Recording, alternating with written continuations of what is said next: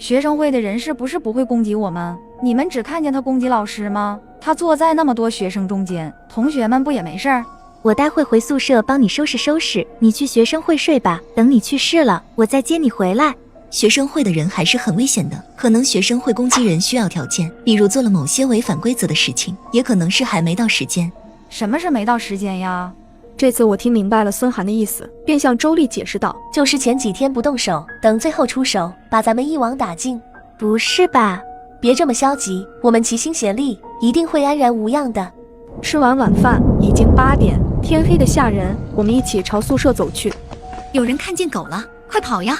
前方人群中，不知道哪个女生喊了一声，随后人群向四周飞速散开，我们也快步赶向宿舍。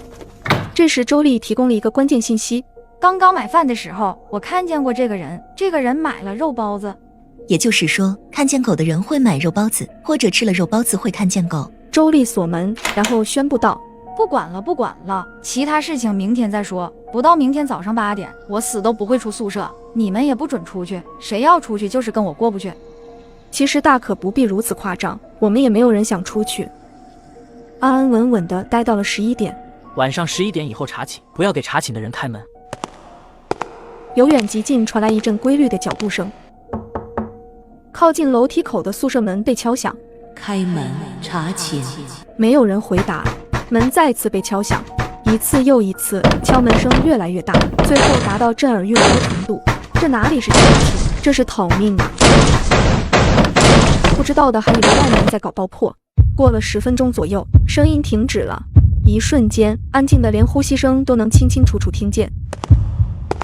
脚步声朝下一个寝室移去，我们6个人目不转睛地看着门，同时听着门外脚步声。来了！我倒吸一口凉气，脚步声停在了我们宿舍门口。开门查寝。还算礼貌地敲了3下。我们心知肚明，这不过是暴风雨前的宁静。接着果然，敲门声越来越大，敲门的动静也越来越大。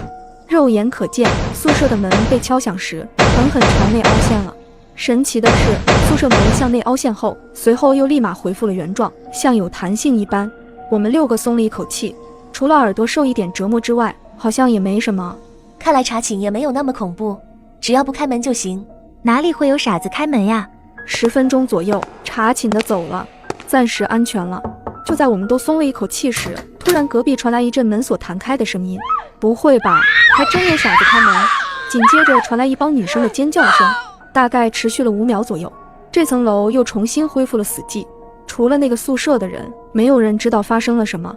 脚步声继续移向下一个寝室。咋回事啊？周丽额头冒出来冷汗。如果里面的人不主动开门，外面就没有谁能进宿舍。但如果里面的人主动开门了呢？为什么要开门？是谁开了门？气氛再次沉重起来。孙涵，你分析分析，安慰我幼小的心灵一下啊！你们觉得那些死人晚上会不会回宿舍？孙涵这话已经说得很明白了。你的舍友在你不知道的情况下出了事，埋伏在你的身边，在查寝时找准机会打开地狱的大门。不是说宿舍里绝对安全吗？黄龙莲都吓白了。宿舍里绝对安全，这话没问题，又好像有点问题。既然如此，提供的信息一定正确吗？规则一定要遵守吗？出了事的舍友该怎么处理？还有看见狗的人，为什么能看见狗？他们还活着吗？一下子我们更加迷茫了。第二天一大早，舍友们陆陆续续也都醒了。我有早8的课，周丽和黄蓉还是老样子，没有课就往图书馆窜。今天孙涵也打算去图书馆看看，而跟我同样苦逼要去上早8的还有肖琪琪和陶可2人，但他们跟我不顺路。看来这节课我注定只能一个人了。大家时刻保持联系，注意安全。还有8点后就别回宿舍了。孙涵如同老母一般再而三嘱咐我们。走出宿舍，我看见昨天晚上在查寝时开门的宿舍的门，那门已经变成了白色，苍白如墙纸一样的门，让我感觉阴森森的。从白门中陆陆续续走出几个有说有笑的学生，他们看上去跟正常人没什么两样，但他们绝对已经不正常了。白色宿舍里，其中一个人跟我打了招呼，我皮笑肉不笑敷衍了一句，就赶紧向教室走去。教室里坐满了人，仅仅还剩一个座位，我只好坐到唯一的空位上。坐下后，我才发现我旁边的人居然是昨天高数课上刷抖音的那哥们儿。现在我感觉自己留下来也不是，走也不是。算了算了，反正在教室里也不能说话，他总不能来烦我吧？大不了下课我就走，离他远一点。但我万万没想到他居然给我传来小纸条。我记得你上次问了我问题，作为回报，你下课跟我去吃饭，你不会拒绝我吧？我难道不应该拒绝你吗？我都不知道你叫啥好吧。刚刚想要拒绝，他又给我递来一张纸条。拒绝我的人都死了，我不是在威胁你。你这还不算威胁我，我不知道这些家伙都有什么手段，眼下只能先答应他。我点点头。这节课我是一点也听不下去，此时此刻满脑子都是如何摆脱这个家伙。现在我知道了，不要随便请不正常的人帮忙，问话也不行，因为他们会翻倍向你索要回报。如果你拒绝，想必死路一条。一阵抓耳挠腮后，我脑子里灵光一闪，在宿舍外有问题找辅导员。我现在应该算遇上大问题了。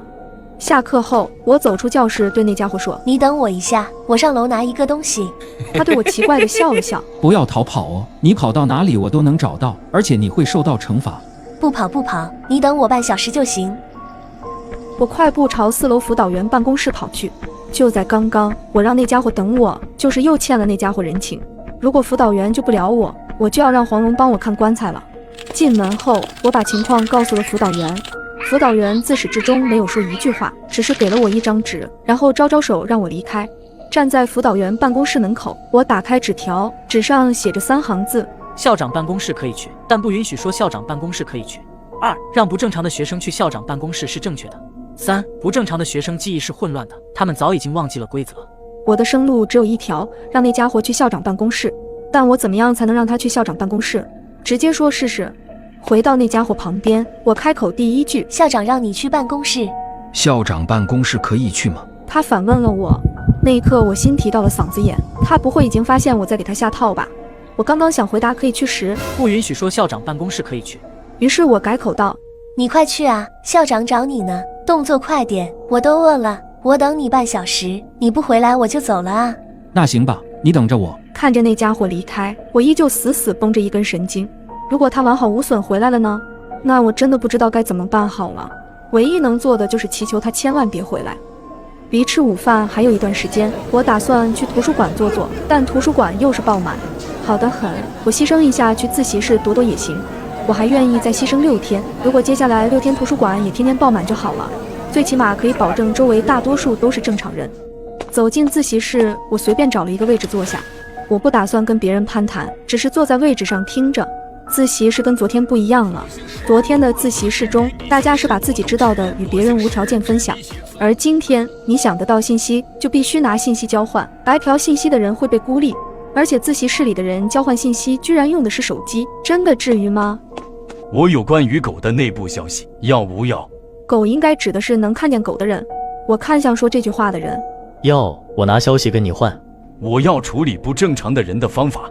这个没有就走吧，我不换。这个消息可是我拼了老命搞来的，要不是宿舍里有个人有问题，这个消息我烂在肚子里也不会告诉别人。